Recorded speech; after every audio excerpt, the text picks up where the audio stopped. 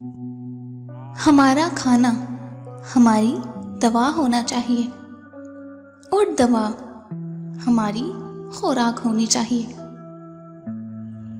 انصاف سے کام لوگے تو دوست زیادہ اور دشمن کم بنیں گے۔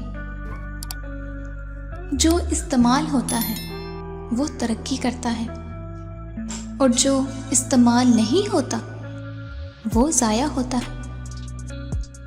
اگر آپ اداس ہیں تو سیر کو جائیں، اور اگر آپ پھر بھی اداس ہیں تو دوسری سیر کو جائیں۔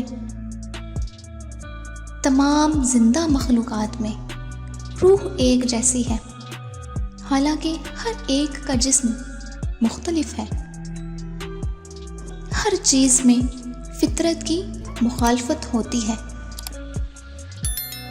مریضوں کے عیبوں پر بھی نگاہ رکھیں، جس کی وجہ سے وہ اکثر تجویز کردہ چیزوں کے بارے میں جھوٹ بولتے ہیں۔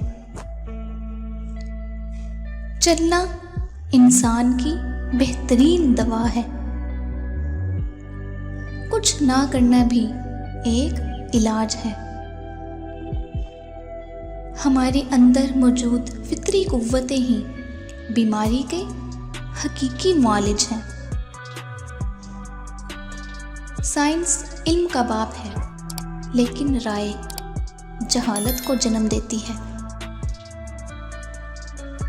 اگر ہم ہر فرد کو مناسب مقدار میں پرورش اور ورزش دے سکتے، نہ کم نہ زیادہ، تو ہمیں صحت کا سب سے محفوظ راستہ مل سکتا ہے۔ 2 چیزوں کی عادت بنائیں: مدد کرنا یا کم از کم کسی کا نقصان نہ کرنا۔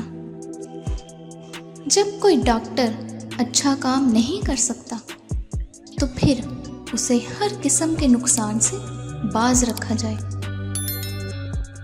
ان وفاداروں کے بارے میں مت سوچو جو آپ کے تمام الفاظ اور عمل کی تعریف کرتے ہیں، بلکہ ان لوگوں کی طرف توجہ دیں جنہوں نے حسن سلوک کے ساتھ آپ کے گناہوں کو سرزد کیا۔ وہ سب سے امیر ہے جو کم سے کم پر راضی ہے، کیونکہ مواد فطرت کی دولت ہے۔ انسان گناہ کرنے کی وجہ سے جہنم میں نہیں جاتا، بلکہ گناہ پر مطمئن رہنے اور توبہ نہ کرنے کی وجہ سے جہنم میں جاتا ہے۔ مسجد میں رہ کر اپنی جوتیوں کی فکر میں رہنے سے گلیوں میں آوارہ پھرتے ہوئے خدا کو یاد رکھنا زیادہ بہتر ہے۔